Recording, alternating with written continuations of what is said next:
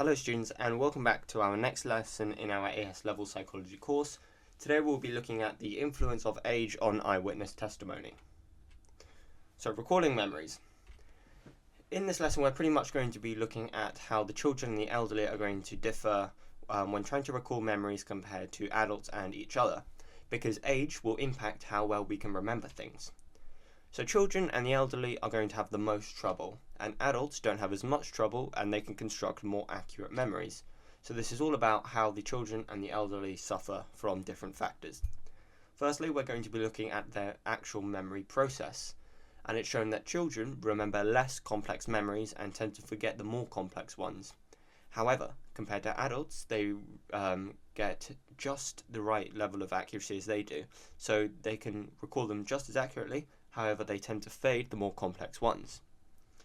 Compare this to the elderly, and the elderly have less memory recall, which leads to more false positive memories, meaning their detail is less accurate. However, they do remember the more complex memories just like adults. So the memory process for children and elderly is completely opposite. Okay, next up is suggestibility, and suggestibility pretty much refers to how they are influenced by leading questions, just like the study of Loftus and Palmer with the cars colliding into each other.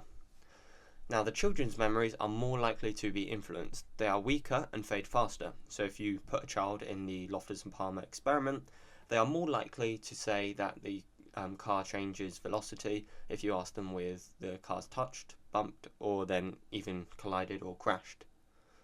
Also, the elderly are more sensitive to leading questions as well. So just like children, both of them are, suffer from suggestibility equally. However, the elderly's memories are not as weak and they don't fade as fast, but they do both suffer from suggestibility. Next up is the language ability, and this is how they comprehend the question. So the child's ability to understand the question isn't as good because their language ability, they haven't quite mastered the language that they speak at the moment. So as a result, if they are asked with more complex words, they will give less accurate recalls of what the event was that they're trying to remember. Also, the elderly are completely different to this because they have a better grasp and they've mastered the language that they've been speaking for so long, and they're likely to be less influenced by these leading questions. Okay, so here are some questions on the elderly and the children's eyewitness testimony. What I would like you to do now is pause the video, have a go at attempting all of these questions, and once you're ready, hit play to check to see if you got them right.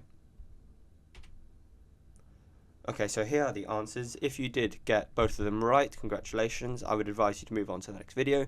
But if not, just rewind the video that you're watching at the moment or go through your notes just to see what you did wrong so that next time you can get it right. Okay, so next lesson we will be looking at the cognitive interview. So thank you so much for watching, and until then, I will see you next time.